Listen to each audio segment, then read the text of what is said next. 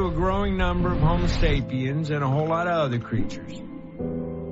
It's a great place to live. But when it comes to the future of our small planet...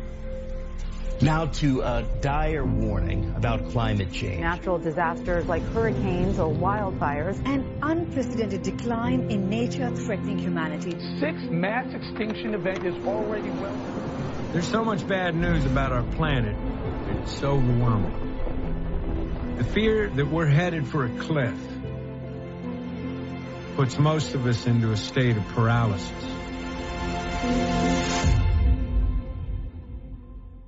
The truth is, I've given up.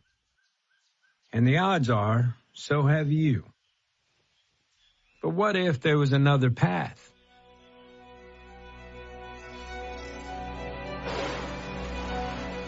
This is the story of a simple solution, a way to heal our planet and keep our species off the extinction list. In fact, the solution I'm talking about is right under our feet. And it's as old as dirt. We call it soil, earth, or ground. And due to its vast scale and its ability to sequester immense quantities of greenhouse gases, it could just be the one thing that can balance our climate, replenish our fresh water supplies, and feed the world. That's why some people are racing to save our soil, in hopes our soil just might save us.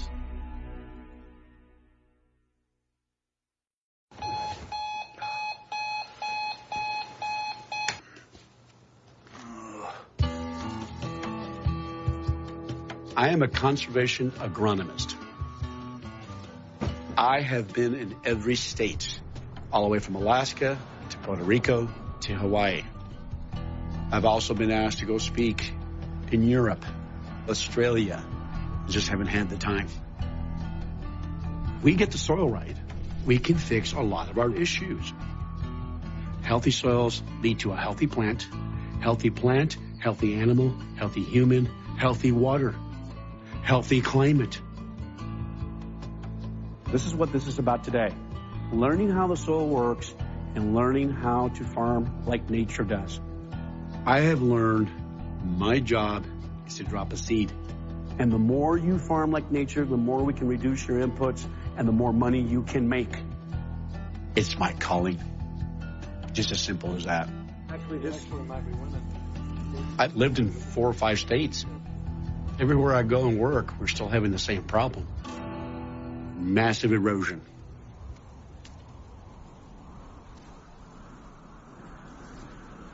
Erosion is when soil becomes dirt.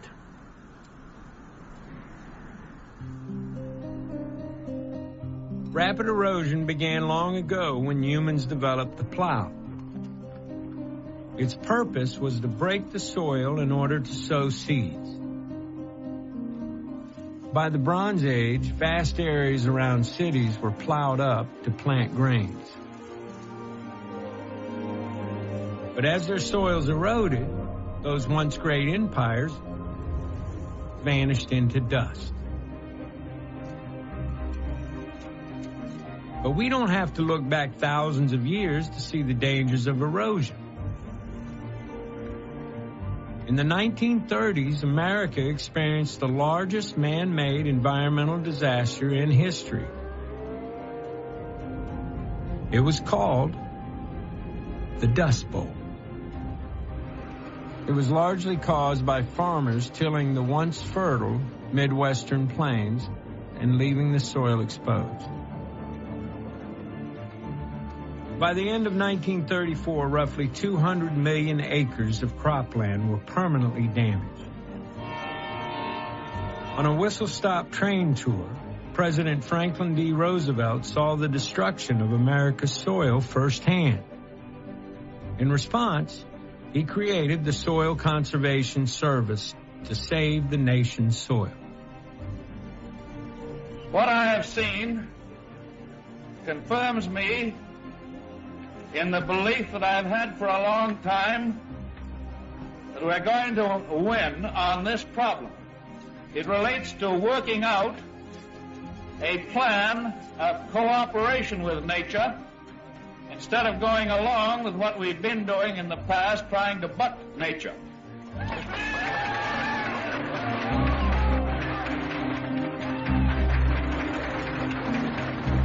The practice of plowing and tilling the soil continues to this day.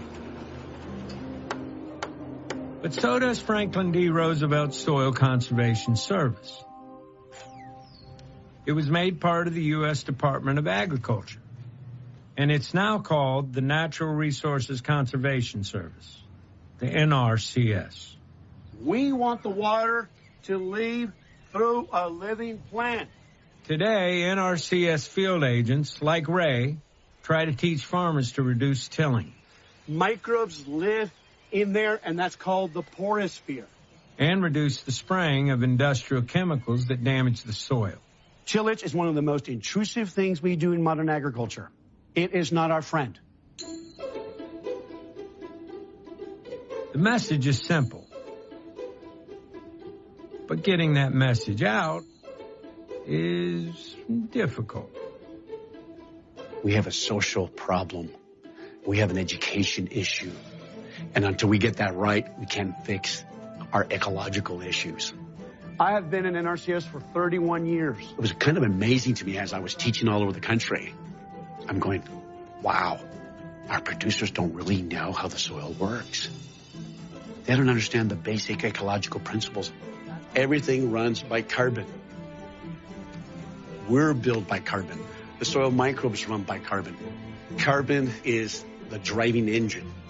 It runs the system.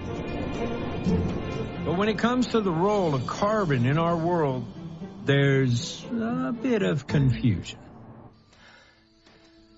To be specific, carbon dioxide is a gas. We breathe it out, and plants breathe it in.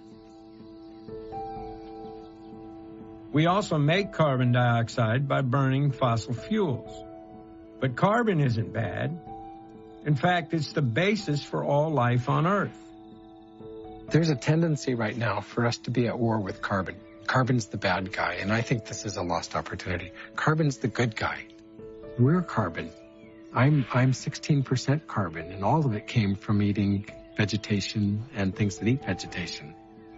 Plants use sunlight as energy, and they pull carbon dioxide out of the atmosphere. They turn it into a carbon fuel, and that's how they grow. But 40% of that carbon fuel, they send down to their roots. They're leaking it out in a very strategic way to soil microorganisms. Plants are feeding soil microorganisms carbon, and the soil microorganisms are bringing plants mineral nutrients. And in the process of all that, those soil microorganisms make a carbon glue out of that carbon fuel. And they make habitat in the soil. They make little pockets in the soil to control the flow of air and water. And that's one of the ways that carbon gets fixed in the soil. In other words, soil has the unique ability to sequester carbon dioxide out of the atmosphere. That's a big deal. And what's even more amazing, the soil contains an entire universe of life. Here I went to years of college, and I took soil science. I didn't know. I really did not know how the soil worked. It's alive.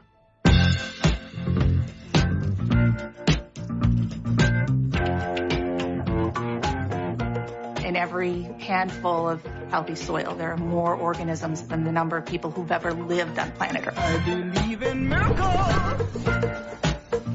Where from? You sexy thing, you. And those organisms are processing organic matter that's in the soil and putting the nutrients into a form that the plant needs. Comparing the soil microbial diversity to the microbial diversity that we're now seeing inside the human organism. You have more bacterial cells in your body than you have human cells. Yeah, we're about 1% human and 99% microbes. It's the truth. The food that we eat, we actually chew and break that food material down into little bits that get eaten by the bacteria in our gut. When you eat kale, let's say, when you're eating kale, your body doesn't consume kale. The bacteria consume the kale. And you feed off of what the bacteria have processed and released by the consumption of that kale. The key to health is eating dirt. And what I mean by that is we need to eat what's in the dirt that's transferred to the plants that then we eat and create health.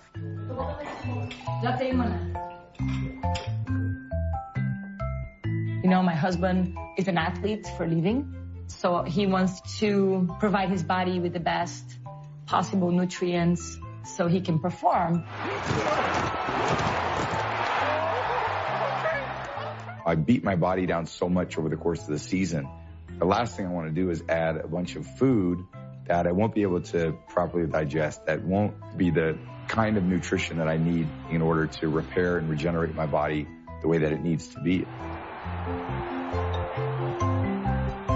And of course, the quality of the soil is huge because this is the beginning of the quality of the food. That quality food provides quality health. It all comes from the earth, Big Mama. Our health and the health of our planet are connected.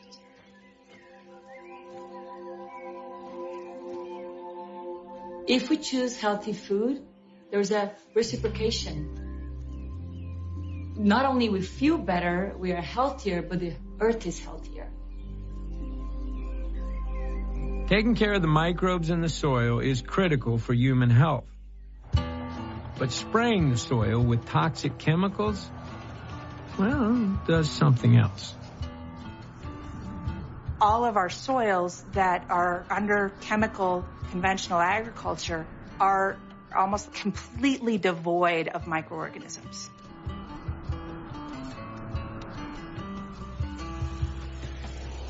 Spraying the soil with toxic chemicals kills the very microbes we need to give us health and pull the carbon from the atmosphere. The more tilling that's done, the weaker the soil gets, and the more farmers feel compelled to use chemical sprays. This is the vicious cycle of industrial agriculture. And that cycle was developed as a result of war.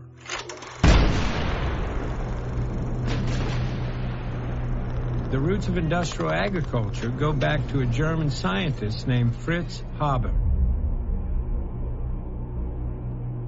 Haber invented a process for making synthetic nitrogen fertilizer that increased food production.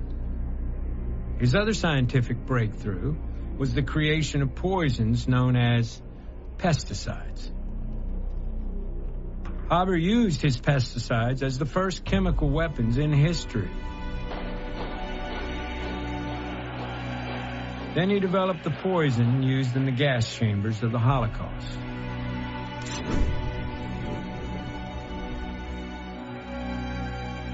When the war ended, U.S. chemical companies brought Haber's poisons back to America and rebranded his toxic chemicals as pesticides for American farms. Dow set out to demonstrate the effectiveness of its chemical killers on a nationwide scale. When the war ended, all the energy that went into fighting the enemies in the world went into fighting the enemies on the farm. All of a sudden, chemical fertilizer, nitrogen was available, and farmers could toss that on a field. Or even if they hadn't taken care of their soil, they could get a good crop for a while. Together, these wartime innovations created the most powerful industrial food production system the world had ever seen.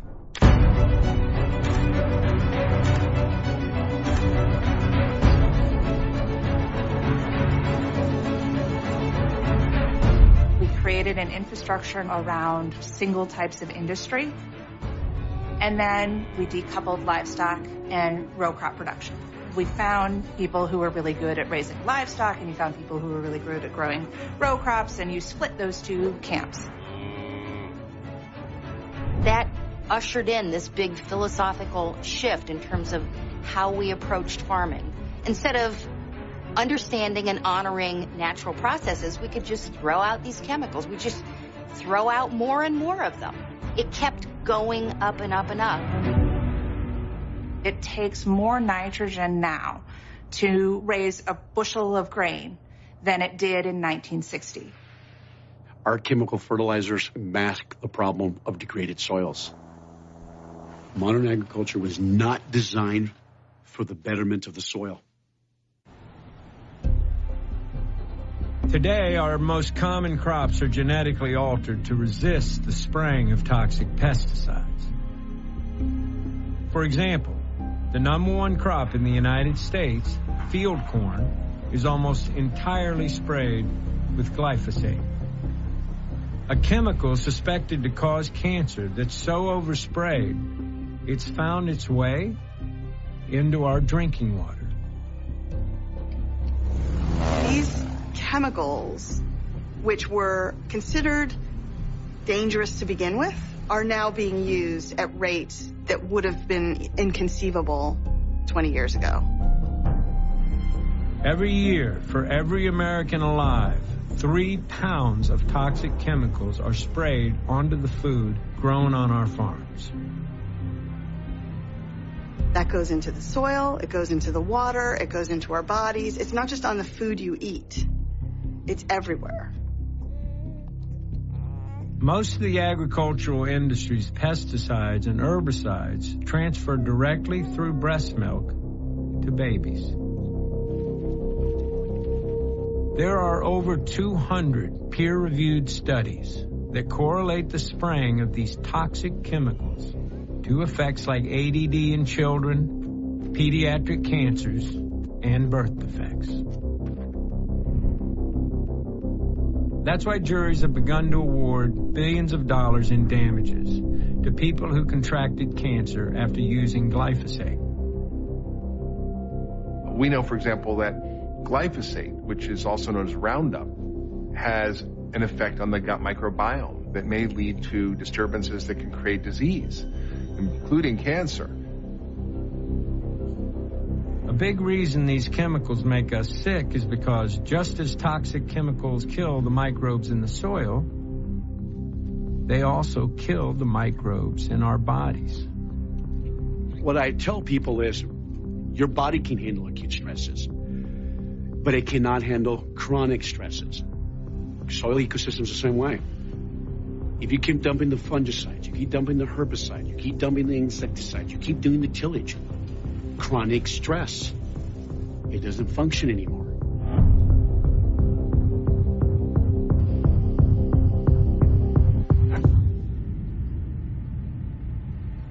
Since chemical agriculture ramped up worldwide in the 1970s, we have lost 1/3 of the Earth's topsoil.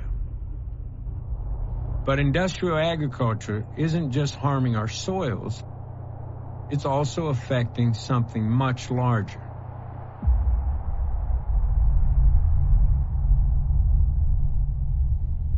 The most massive tsunami, perfect storm is bearing down upon us. But fossil fuels, carbon, coal and gas, are by no means the only thing that is causing climate change.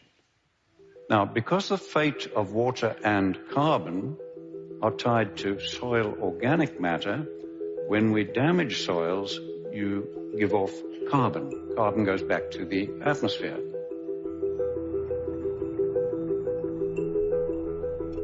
Healthy soils absorb water and carbon dioxide. But when we destroy soil, it releases water and carbon dioxide.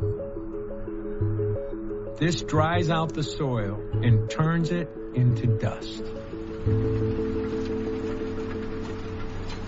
The process is called desertification.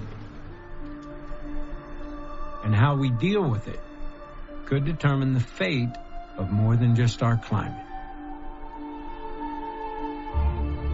Desertification is a fancy word for land that is turning to desert. And this happens only when we create too much bare ground.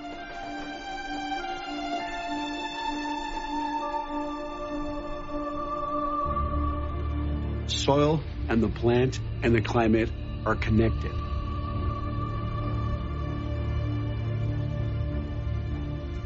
If you don't have a living plant, you're going to have more evaporation. What we want is transpiration. When the moisture leaves through the plant, when it does that, it increases humidity, and when it increases the humidity, we have more rain.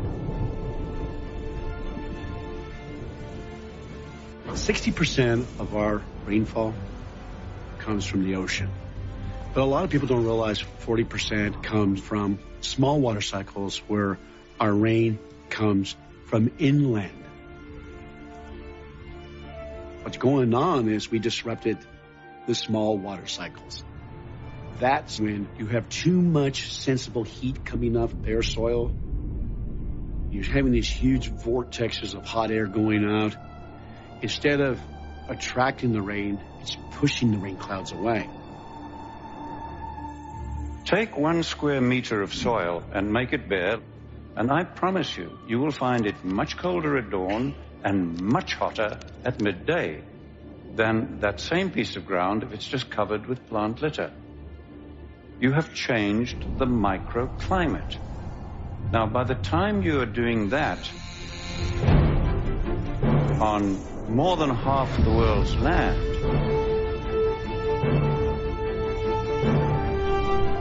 you are changing macroclimate.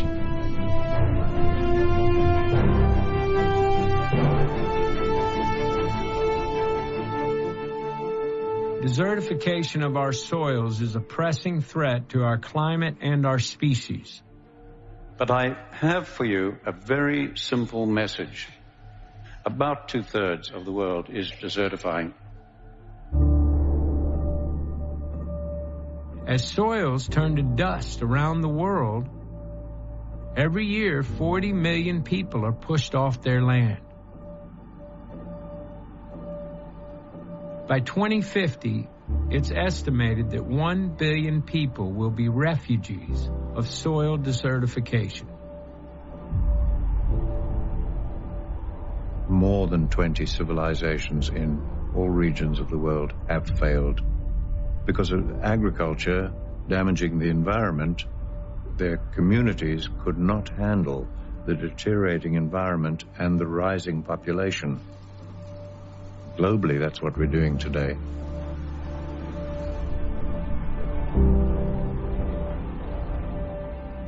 Poor land leads to poor people. Poor people leads to social breakdown. Poor land leads to increasing frequency of floods and droughts, mass emigration across borders and into cities,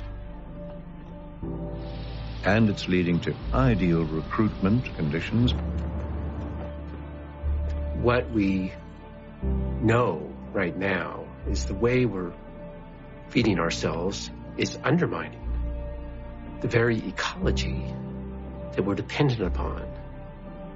So the long-term prognosis for our survival on this planet, given business as usual, is very, very poor.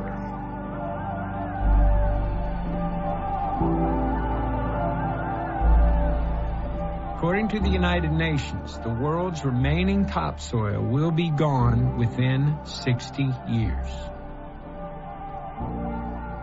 In other words, unless we find a way to save our soils, we have 60 harvests left.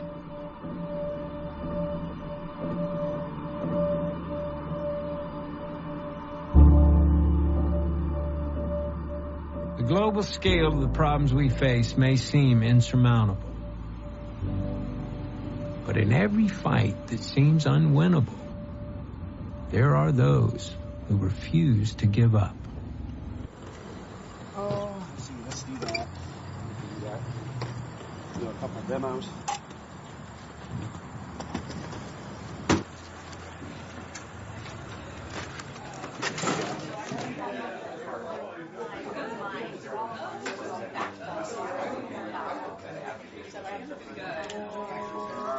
We're very fortunate to have Ray Archuleta with us today. Ray, as you can tell, is someone that has quite a bit of notoriety. He's got his own reality show. Now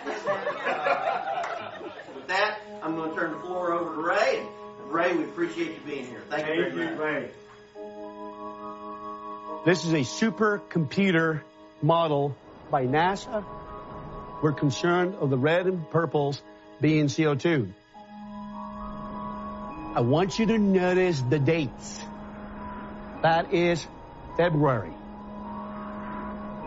March. Now, what are we doing March, April? What do we do in modern agriculture in April? We are tilling.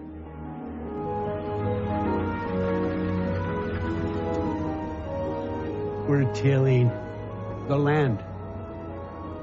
And look at the huge plumes of CO2. Look at the dates.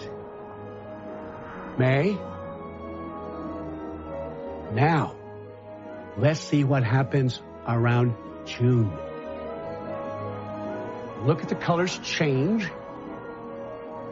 Ladies and gentlemen, what is happening in June?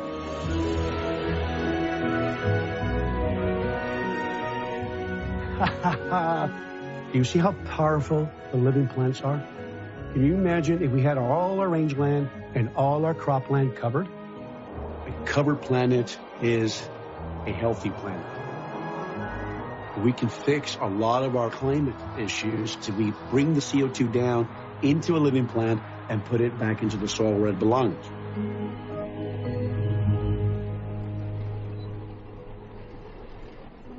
Agriculture is the biggest way that humans impact our landscape. We have unleashed through agriculture over the centuries, over the millennia, carbon from the land, and it's now up in the atmosphere. It's now part of that legacy load of carbon dioxide. Many people are coming to this discussion about soil health because it can bring that carbon back down and put it in the ground. Of course, he's an environmentalist and the editor of Draw Down, the most comprehensive plan ever proposed to reverse global warming. Please welcome Paul Hawken. Tell us why your plan is different and why it is the most comprehensive. Well, it's very different because it's the first one ever. You cannot achieve drawdown without biosequestration. Biosequestration is using plants, trees, perennials, and techniques of grazing and farming to capture carbon and store it in the sink of the soil and retain it for decades, if not centuries. What we did is map, measured, and modeled the 100 most substantive solutions to global warming. And what I mean by solutions, I mean things that are at hand. We know how to do it. They're scaling. And if we continue to scale in a rigorous but reasonable way over 30 years, we can reverse global warming. When you talk to people about this great technology that has existed for millions of years that takes carbon out of the atmosphere and stores it safely in the soil, and that it's called plants working with soil microorganisms, it seems too simple. Putting our atmospheric carbon down into our soil may be a simple idea, but to do it on a global scale requires politics. And when it comes to the politics of climate change, well, let's just say there's a lot of hot air.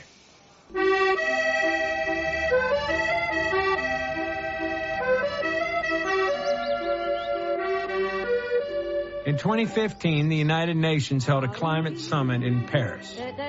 It was called COP21. 40,000 delegates from 196 countries from all over the world met to reach an agreement on how to address climate change. There were presentations and meetings and speeches and speeches and speeches. My name is Bunky. Please touch my screen. And there was one proposal that offered real hope, and it was presented by this guy.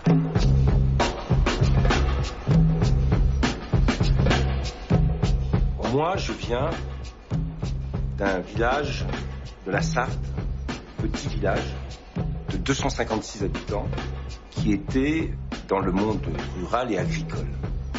Il y avait beaucoup d'agriculteurs. J'étais intéressé par l'agriculture très tôt. Qui sera là ce matin et qui est... France maintains the largest agricultural science institution in Europe. It's called INRA, and it's been studying soil for over 100 years. INRA recently developed a program called the 4 for 1,000 Initiative. Their goal is to increase the carbon content of the world's soils by 0.4% annually. That would sequester the same amount of carbon that humanity emits each year. Ok, bon, bah c'est clair. Après. The soil environment can hold more carbon than the atmosphere and plants living on the surface of the soil combined. We have an incredible ability to be able to store that carbon in the soil in a relatively short period of time.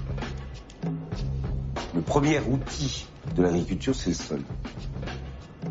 C'est pas le tracteur, c'est pas la moissonneuse-batteuse, c'est pas le satellite, c'est le sol. C'est tout l'enjeu de l'après COP21 à Paris. C'est que on fait prendre conscience du rôle des sols, on fait prendre conscience qu'on peut stocker du carbone, et après, il faut qu'on fasse agir pour réaliser les objectifs.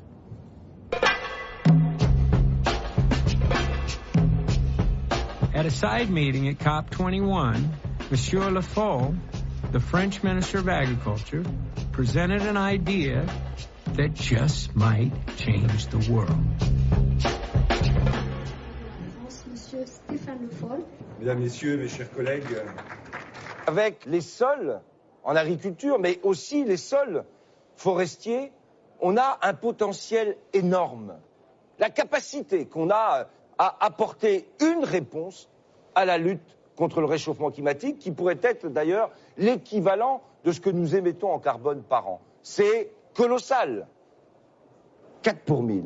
C'est la capacité que tous ensemble, on a de pouvoir réussir. Merci. At the 4 for 1,000 event, many countries signed Stéphane Le Foll's pledge to draw carbon down into their soils. 30 countries from around the world signing on to what I believe is going to be one of the most significant changes in agriculture, because to achieve this 4 for 1,000, we have to change the way we do agriculture. And doing agriculture in a way that sequesters carbon requires a radical reduction in toxic pesticides, GMOs, and synthetic chemicals. But the 3 largest contributors to carbon dioxide and the 3 largest agricultural producers were missing from the agreement. India, the United States, and China did not show. Does it frustrate you that America did not sign on to the agreement? Si, c'est frustrant. C'est que pour la première fois, un pays, alors plus petit que les États-Unis, la France, mais un grand pays agricole, engage un processus global, politique, qui associe les objectifs de lutte contre le réchauffement climatique à des changements de modèle agricole. Et là, au niveau des États-Unis, on n'y est pas. And after all that, the United States announced that it had pulled entirely out of the Paris Agreement. If we are going to succeed in balancing our climate, we do need to switch to renewable energies. But none of that will alter the tremendous amount of carbon we've already put into the atmosphere. Since 1750, when the Industrial Revolution began, we've pumped about 1,000 billion tons, also known as gigatons, of carbon dioxide into the atmosphere. It's called our legacy load of carbon. And even if we stopped all greenhouse gas emissions today, that legacy load of carbon will still be there. That legacy load of carbon dioxide is still going to be warming the atmosphere for decades, if not centuries. So if all we talk about is reducing emissions, it's not enough. If electric cars and solar panels aren't enough, then what is the solution? The only goal that makes sense for humanity is drawdown, a year-to-year reduction in carbon in the upper atmosphere. Anything else is climate chaos. If we want to achieve drawdown, we have to go thank the earth and start to farm and grow our plants and trees in an entirely different way. Once you achieve drawdown, within 20 years, you have cooling. You have the beginning of cooling. So now we have a horizon that if you're 20, 30 years old, you can say, in my lifetime, we can achieve this. In other words, the very practices that heal our soils will also heal our climate. To stabilize Earth's climate, we can use the most powerful carbon capture technologies. The photosynthesis of plants and the microorganisms in the soil. And the one type of farming that does this the best and draws down the most carbon is based on the concept of regeneration, which simply means to repair the damage we've done and make things better. So we are sitting in a food forest. This is agroforestry. It's agriculture through trees, tree diversification. I've got an avocado tree, banana tree, fig tree, coffee trees. We went from a monocrop of single Haas avocado to now having about 40 different fruit varieties on site. 'Cause my home is where my food is grown. I'm going back to the earth. By diversifying, we can now have harvests every month. If you're looking to do something that would greatly impact Mother Earth, plant a tree. You don't need acres and acres and acres to build a food forest. You really just need a few hundred square feet. You're going to look outside one day and go, what is something we buy every day at the grocery store that instead of waiting for it to be shipped around the world to me, what can I put in my own backyard that I can do myself? And I truly be forgiven, we must all get back to living with the land in harmony. I'm going back to the earth. I'm going back. Regenerative agriculture grows more food per acre.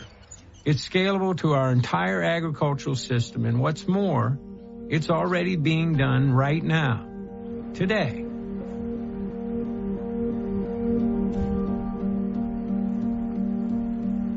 I'm a rancher. That's how I prefer to be thought of, as I'm a rancher. A farmer technically grows crops. A rancher raises livestock.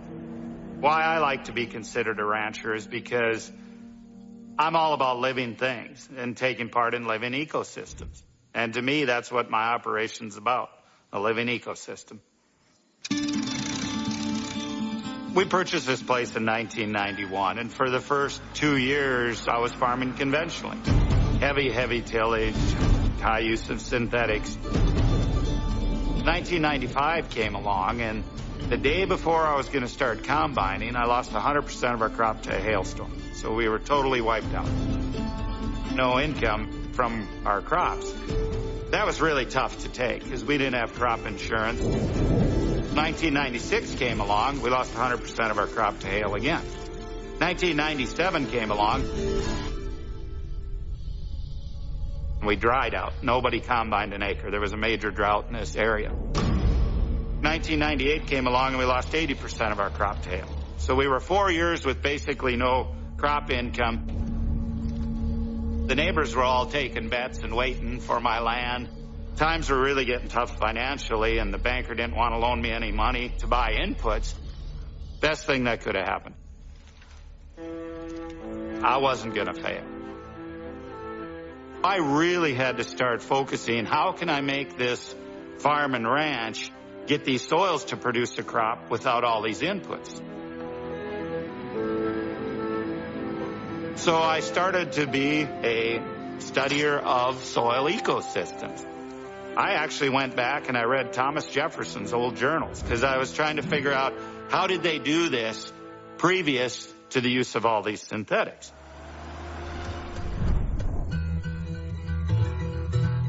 We have been promoting no-till for many, many years.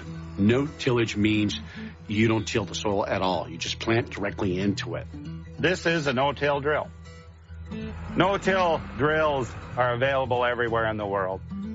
This will help you grow topsoil. Any type of tillage equipment will destroy topsoil. This is your firming wheel. This holds this residue so the disc here can cut it. Just making a small slit. The seed travels down at a specific rate per acre. This comes around, moves a small amount of soil right over that seed.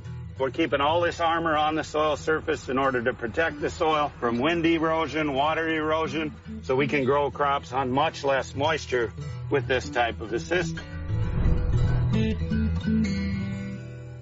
Rain falls on this, it's going to go right into the soil.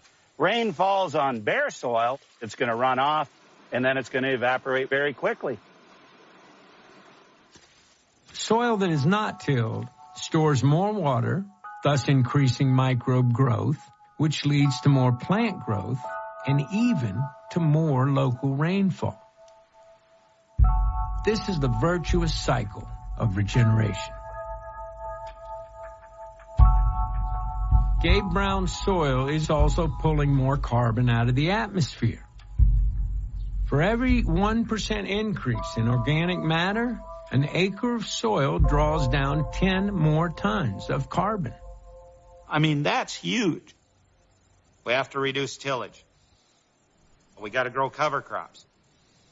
We have to get a living root all the time. We can't have these bare periods with nothing growing on them. We've got to start using these principles to restore the water cycle. And it is fixable.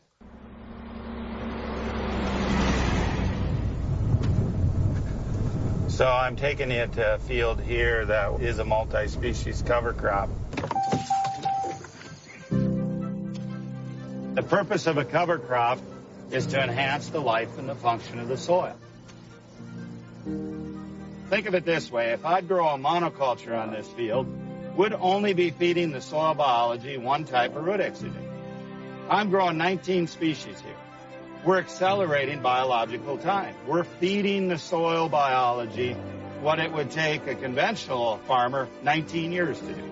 I'm doing it in 1 year. So people might ask, how do you get any money from this thing?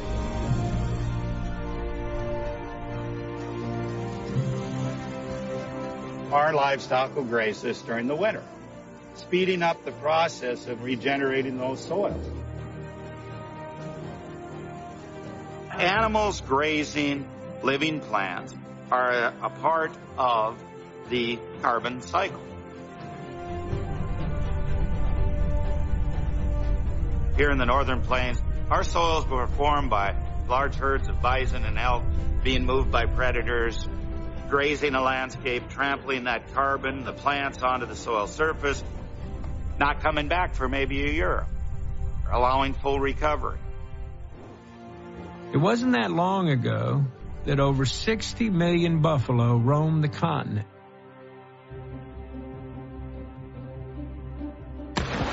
In an attempt to starve the Native Americans, the U.S. military and the railroads killed most of the buffalo. By the time the culling ended, only a few thousand of the majestic animals remained.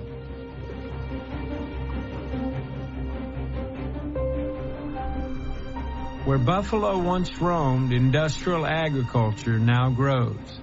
Hundreds of millions of acres of crops just to feed animals. And those animals are concentrated into feedlots. In turn, feedlots produce a tremendous amount of greenhouse gases. A feedlot situation has a positive amount of greenhouse gases being emitted. In a grazing situation, the data shows that we actually get greenhouse gases sequestered. So in one situation, you get emissions, in the other situation, you get sequestration. The problem isn't the animal. The problem is where the animals are at. Cows can be good.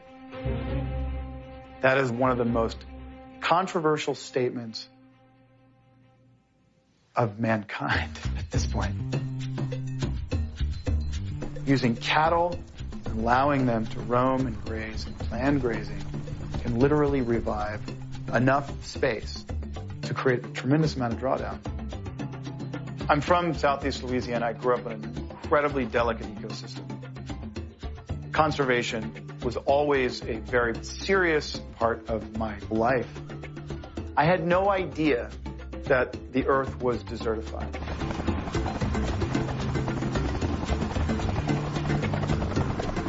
I got on a plane from New York City to fly to Zimbabwe to meet Alan Savory, so he could show us the difference between desertification and regeneration.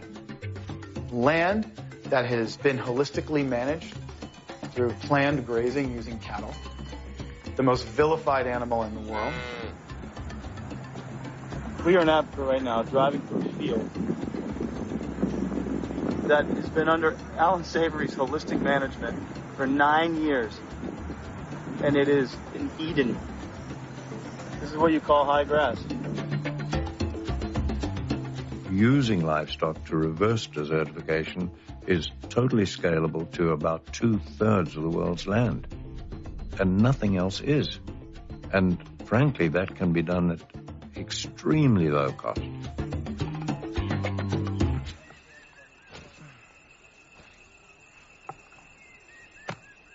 Here we are. This is what it should be like. You've been working in this land for 8 or 9 years. It went from a place of turning into a total desert and using hooved, herding herbivores. You have literally transformed that, what we've been seeing, into this. How in the hell do you make this happen?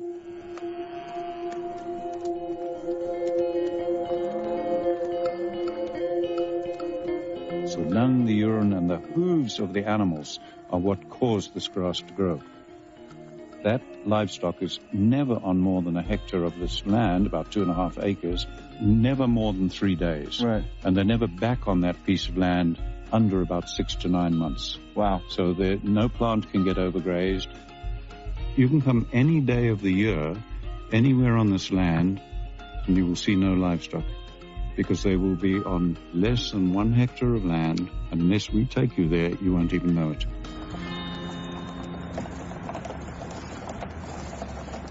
Dealing with this beast of climate change, a lot of people don't understand that this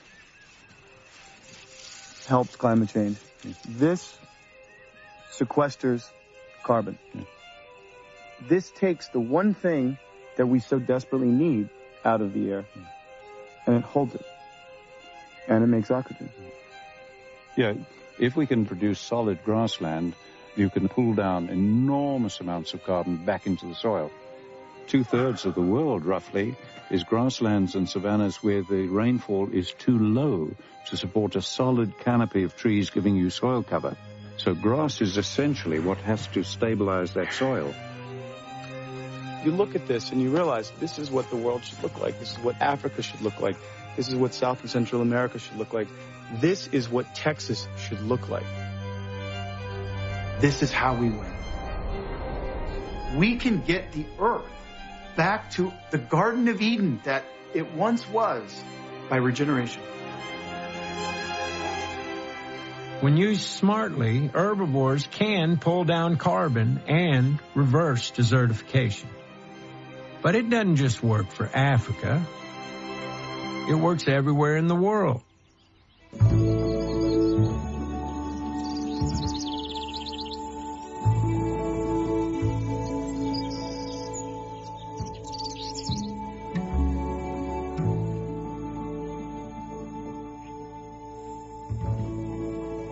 It's long pants today, right? You guys are gonna ride horses?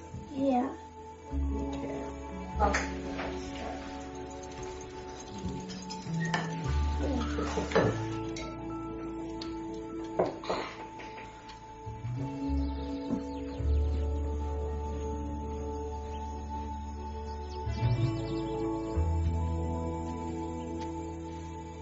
I was raised in a rural area in Washington, adopted by a Lakota elder. We were out in nature every day. I found permaculture, and that was very influential in my life, where I could see that there could be a permanent agriculture, an agriculture that not only fed the planet, but also fed the people in a way that regenerated and didn't deplete resources. Holistic ranchers like the market guards use careful planning so their cows sequester carbon and actually regenerate the land. So this is our grazing plan and control chart. This tells us where we're planning to have the cattle wet.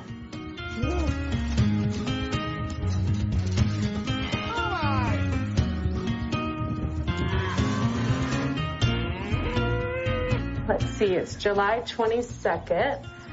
So they were in G1, and they are going to move here.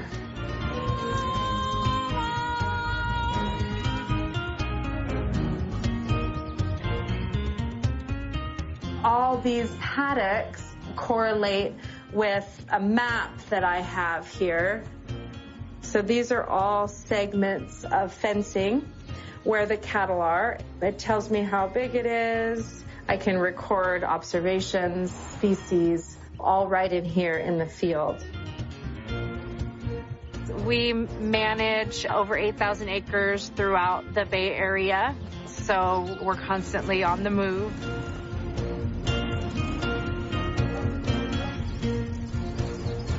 I never get bored. I never get bored. They call cows mobile microbe tanks, because cows employ microbes in their rumen to break down the fibers in food. So when cows poop, that is just like a steaming mound of microbes dumped onto the land, and it's a powerful stuff for the land. So it's been about 3 months since the cattle have been in this pasture. Did you hear that little pop when I popped it out? That was all these root hairs popping off. There's just thousands and thousands of feet of these root hairs that are interconnected with all of these other bunch grasses and all of these other species through their root hairs and also through the mycorrhiza fungi. The cattle will come along and they'll eat the tops off. What happens when the grasses get bitten off is these roots slough off. And what is that root made out of? Carbon. We're taking carbon from the atmosphere via photosynthesis into the plant, and then it's going through the plant into the root system, that carbon, and it sloughs off and turns into humus, where it belongs.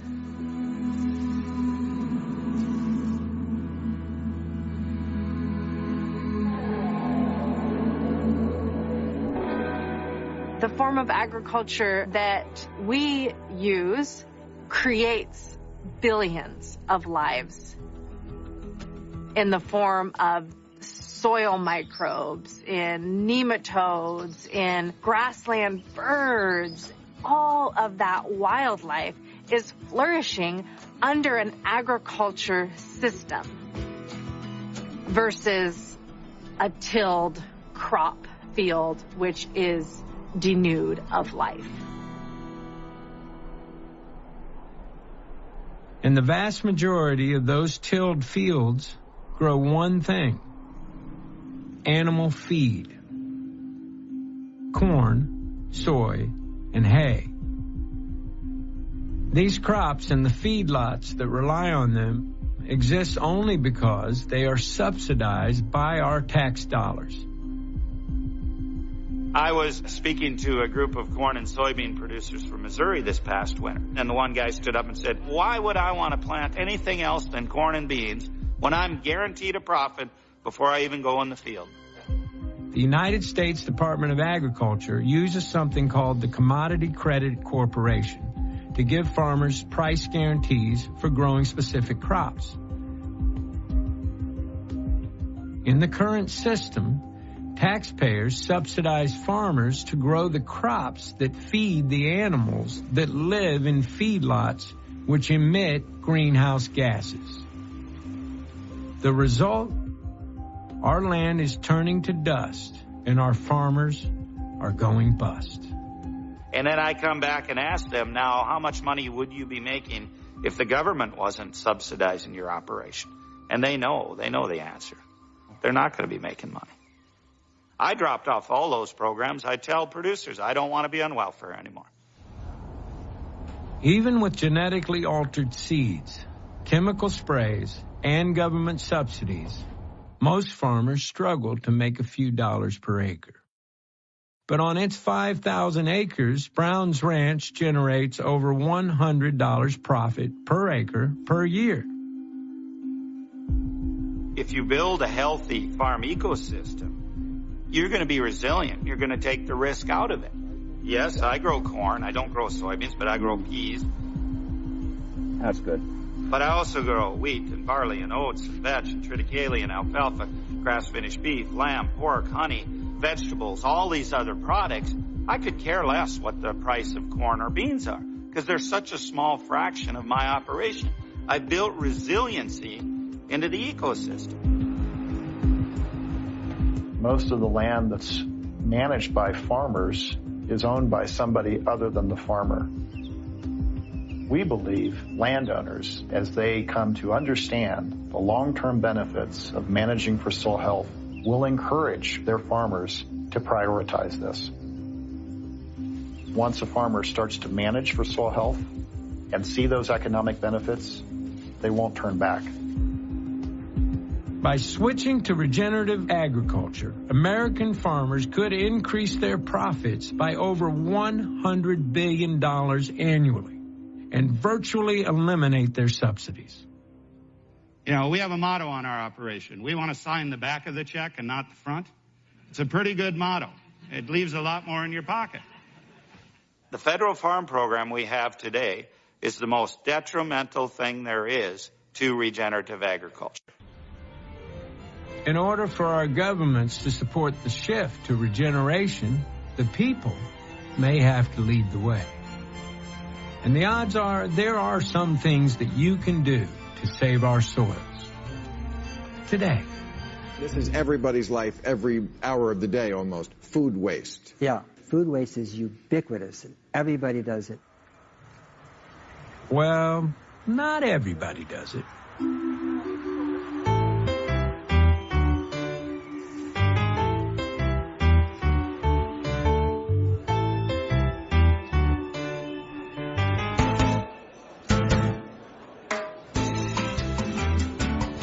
There are continents and other really large regions that are getting hit with a double whammy of higher temperatures and drought. This kills soil. It kills life. One of the solutions to that challenge is to collect the food scraps from cities like San Francisco, turn them into compost, and get it onto local farms And that helps them retain water because compost is a natural sponge. The unfortunate reality is most trash or garbage gets incinerated or sent to a landfill. We need to model nature. I had the good fortune of being mayor when we brought the United Nations World Environment Day into our city. We made it a week-long celebration of the environment and a call to action. And one of the specific strategies was reducing waste. San Francisco residents are actually fined for not putting compost into the green bin. We incentivize people to keep things out of the black bins. When you have nothing in a black bin, we don't charge you. When you have a ton of stuff in the black bin, we charge you a lot. So your goal is to get it in the green and blue bins, the composting and the recycling bins. You want to move the mouse? Got to move the cheese. In San Francisco, we're collecting 700 tons of food scraps and plant cuttings per day.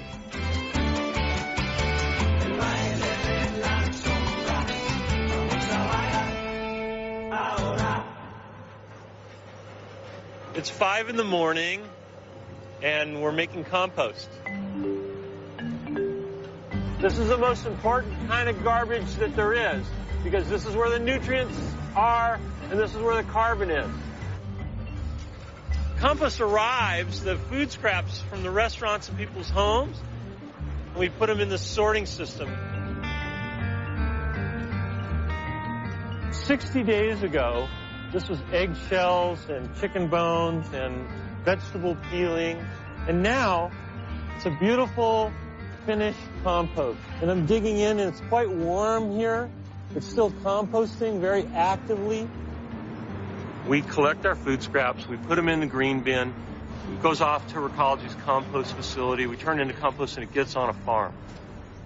That's a simple solution. San Francisco became the most sustainable big city in the United States of America in just a few short years, and we grew our economy. And if San Francisco can prove an ideal, then that success can be replicated in other cities, in other states, and other nations around the rest of the world.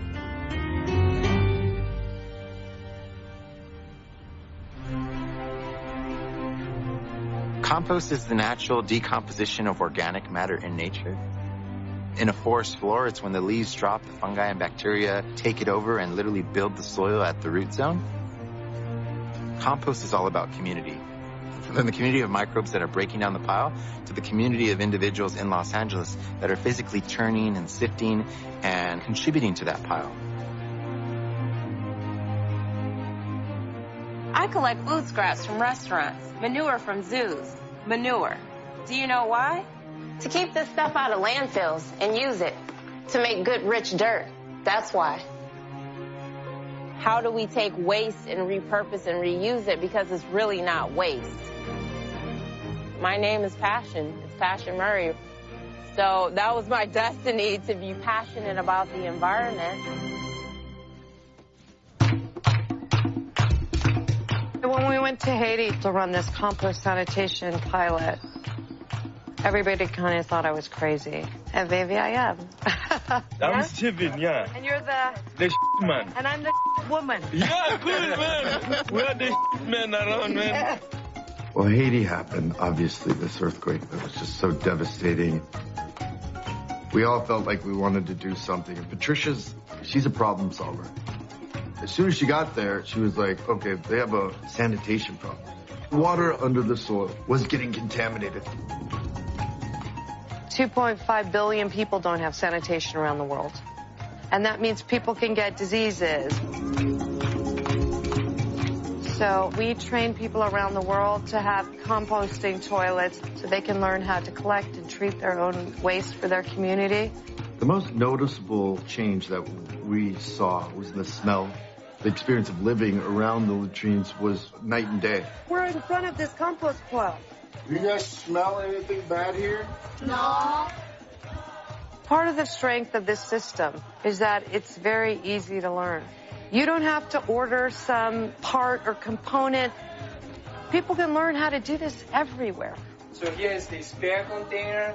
Here is the sawdust available. What I love about thermophilic composting is that it helps address multiple climate change issues. It helps us protect water resources, treating it and getting rid of all the pathogens and ending up with compost. And when it's finished, it will be like beautiful dirt. You can then amend the soil and have more crop growth. The only problem with it is that people are hung up on the fact that it's human feces. We just, in general, as humans, have a poo phobia.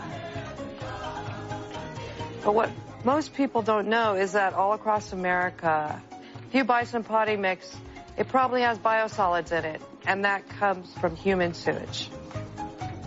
We eat food, we poop it out, we can then treat it and create soil that has good content for the plants, and then the circle just goes around and around. The poop has to stay in the loop. This is a very nice toilet, and I would love to go to the bathroom in your toilet. Excuse me, please. Compost is just one of a suite of soil-based carbon capture solutions. The more we choose regenerative foods, the more the farmers will grow them. We're at a critical moment in human history. There could be a way to eat food that heals the planet. The way we're articulating it is the regenerative diet. I've personally been vegan for 20 years. I'm just going to prove in my own role, like, hey, you can rock life in a very healthy, strong, powerful fashion on a plant-based diet. If you're eating meat, you can eat it from a lot more correct, high-level farms. If we do eat meat, we need to eat meat that comes from pasture-raised, grass-fed, humanely killed animals. This is the most crucial choice all of us can make for the future of the planet. What are we eating? What kind of farming systems are we supporting? Are we regenerating the earth or are we degenerating?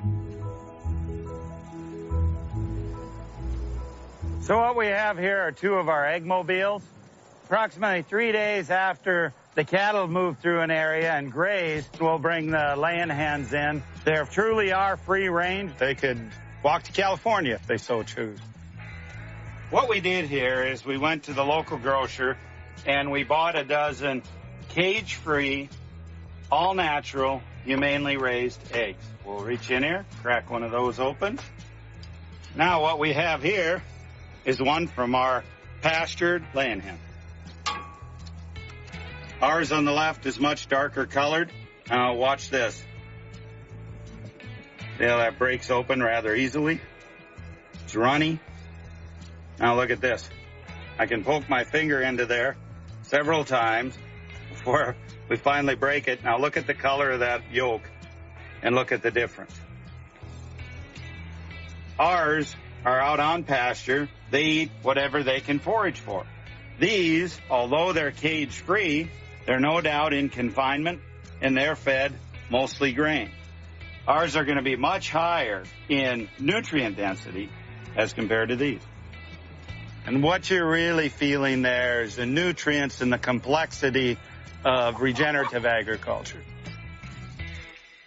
Eating a regenerative diet is important, but so is working with the people who grow our food. Today, we estimate 5% or less of farms are managed for soil health. The Nature Conservancy has partnered with the National Corn Growers Association to establish the Soil Health Partnership. Our goal is to grow this to 50% of U.S. farms managed for soil health by 2025. This idea of the Soil Health Academy started about 5 years ago when Ray first stepped onto my ranch and we first met. Little did we know what would become of that plan to try and move regeneration forward. It's finally come to fruition. Ray Archuleta. Hi, Jesse. Good to see you. Let me start off with myself. My name is Ray Archuleta. I had 32 years of government service. Our goal was to make the soil healthy and to teach more of these ecological principles. We wanted to to mentor, to inspire people that they're part of the planet and that we're going to have a better relationship with it. Used to be you'd pick up a farm magazine and there wasn't a single article about soil health. Now you cannot pick one up without there being some article about soil health. That gives me hope. We can improve soil health much, much faster than we used to think possible. Sometimes when I give presentations, I get this group that's just, no way, won't happen here, can't happen here. So I offer them this challenge. I said, I will bet my ranch against yours that I can get it to work on your operation. Because the principles of soil health, least amount of mechanical disturbance, diversity, armor on the soil, living root at all times, animal integration, those principles are universal. There is zero doubt, and I mean zero doubt in my mind, I can get these practices to work anywhere in the world.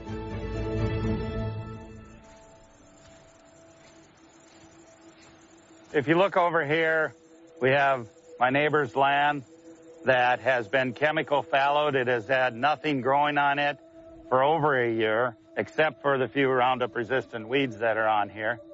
It's an ecological desert. Then you look over at our paddocks. You have a diversity of different plant species. You have insects, you have wildlife, plus the livestock grazing on it. We're capturing sunlight from early in the spring till late in the fall, converting that sunlight into liquid carbon to drive and fuel the system. There you have soil. Over on this side, you have dirt. Where do you want your food to come from? Which model do you want your food to be produced from? The answer is pretty simple to me.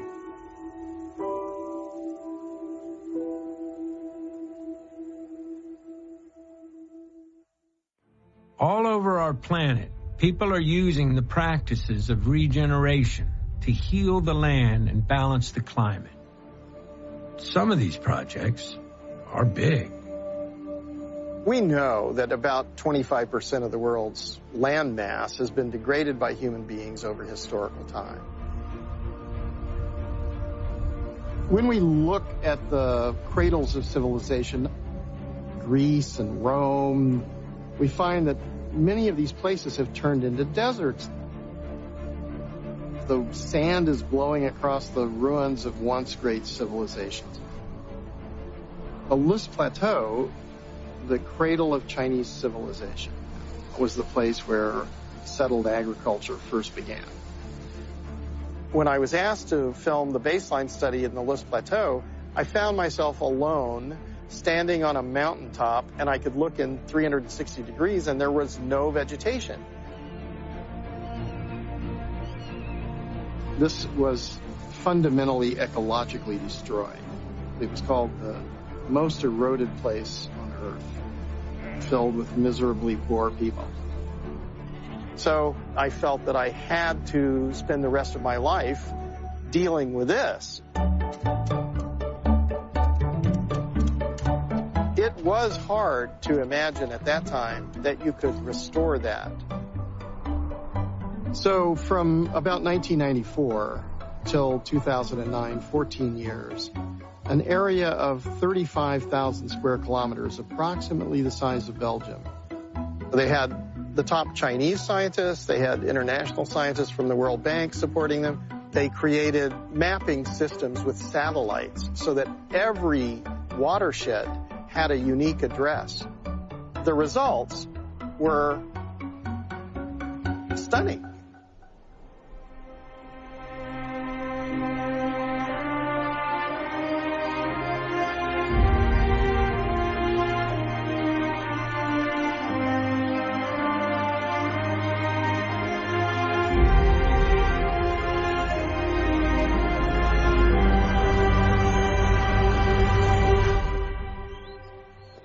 Hundreds of millions of people were lifted out of poverty.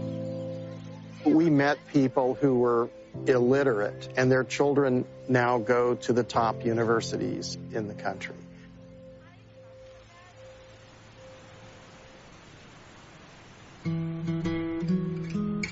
Human beings emerged in paradise. If we restore all the degraded land on the earth, we can return to paradise.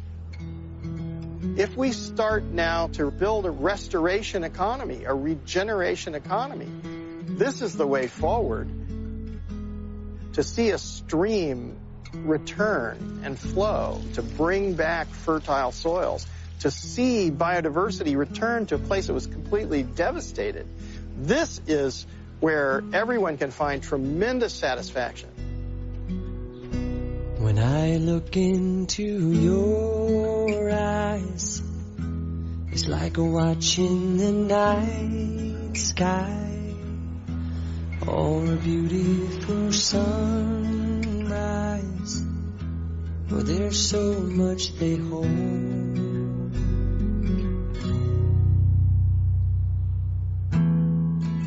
So let's restore a little bit of paradise every day. It's not that difficult. If we stop distracting ourselves with shiny objects and we start to think about what's really important to us, to see biodiversity return to a place that was completely devastated, this is where everyone can find tremendous satisfaction and the meaning of our lives. We're all in this together. Every action that we take affects every other action, like a ripple in the pond. So what decision are you going to make that will make a positive impact on this beautiful planet so that our great-grandchildren, 7 generations in the future, can actually go up and hug an old-growth redwood tree and swim in clean waters and be able to open their mouths and drink while they're swimming? And what is it that we can do today so that our children can flourish in the abundance that we've created by our decisions?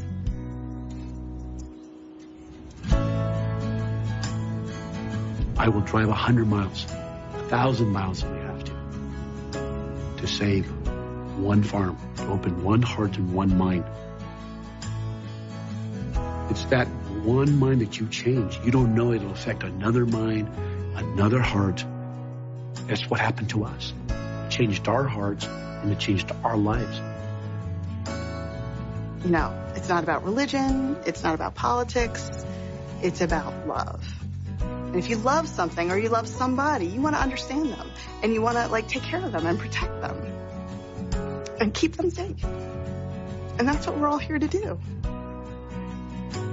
Even the little mycorrhizal fungi and the worms and the bacteria. And if we take care of them, they'll take care of us. From the smallest microbes to the largest creatures, our blue planet pulses with life. For millions of years, it has self-healed and self-balanced. But today, our species faces its biggest test. Our mission is simple. We must harness the regenerative power of Earth itself. I'll make you a deal. I won't give up. And neither should you.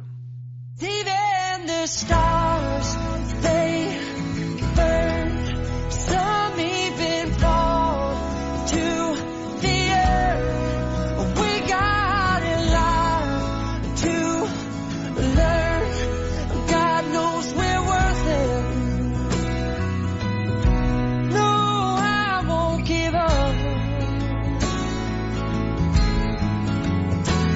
I don't want to be someone who walks away so easily. I'm here to stay and make the difference that I can make.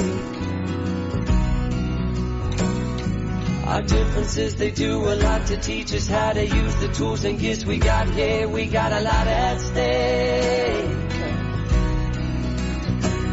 And in the end, you're still my friend. At least we did intend for us to work. We didn't break, we didn't burn. We had to learn how to bend without the world caving in. I had to learn what I got and what I'm not, and who I am. I won't give up on us, even if the skies get rough. I'm giving you all my love. I'm still looking up, still looking up. Well, I won't give up on us. God knows I'm tough. He knows we got a lot to learn. God knows we're worth it. I won't give up on us, even if the skies get rough. I'm giving you all my love. I'm still looking up. What is carbon dioxide? It's comes from That's a trick question for me. You caught me off guard on that. I guess that would be carbon and two molecules of whatever. Something bad? It's poison that you're breathing, and it will destroy you.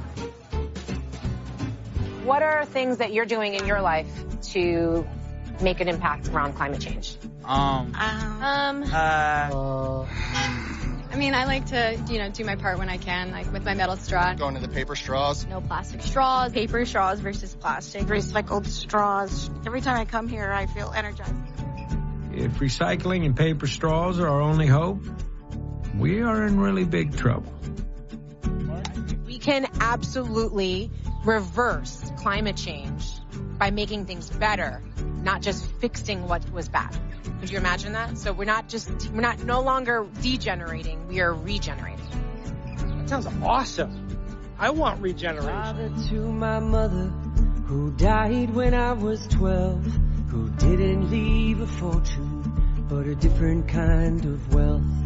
A tree for me to climb in, with fruit under its leaves, which season after season became quite a legacy. More than just a farmer, he was a brilliant engineer, whose footsteps took him farther as they fertilized the fields.